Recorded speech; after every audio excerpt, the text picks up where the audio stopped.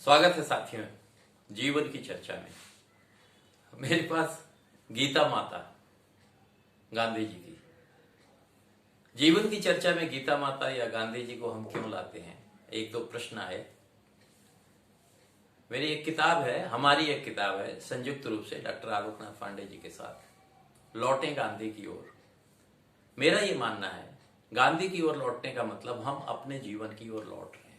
इतने सहज और इतने सरल हैं, कैसे हैं, यही तो हम जीवन की चर्चा में संवाद करेंगे और खोलने की कोशिश करेंगे कि हम कहां फंस गए हैं।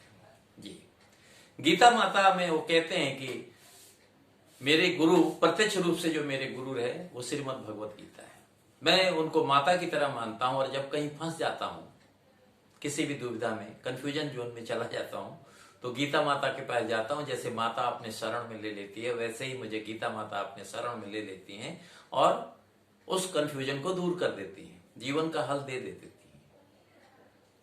फिर वो लोगों के लिए, आम जन के लिए सुझाव देते हैं कि पूरी गीता अगर आप न समझ पाए तो मात्र शुरू के 3 अध्याय जो कर्म योग तक और कर्म योग को निष्काम कर्म योग तक पहुंचा देता है। पहला अध्याय जो है अर्जुन विषाद योग है।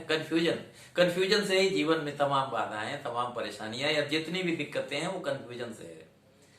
फिर दूसरा अध्याय कर्मयोग है। तीसरा अध्याय कर्मयोग का जो अंतिम रूप है, जो वो है निष्काम कर्मयोग, जो मस्ती वाला जोन है, जहां पे प्रोसेस इज रिवार्ड, आपका प्रोसेस ही रिवार्ड बन जाता है। तो प्रोसेस रिवार्ड कब बनता है, यही मूल चीज है समझने की।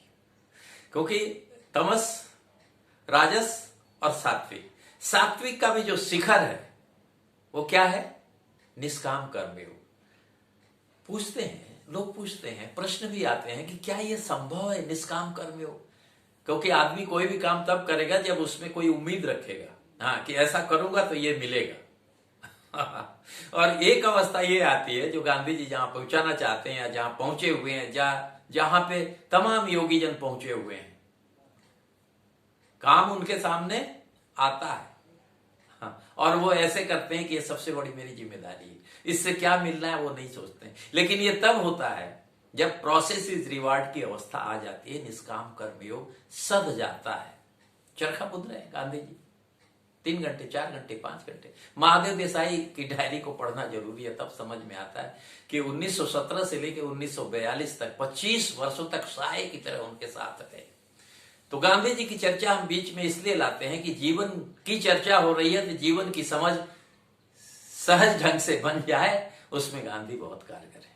ठीक है साथियों, तो गीता माता से जिस तरीके से वो उनकी शरण में जाकर के जवाब मिलता है, उनको हल मिलता है, हम कोशिश करेंगे उसमें से क्या निकाल लें और किस तरह से जीवन की समझ बने। नमस्कार, फिर मिलते हैं।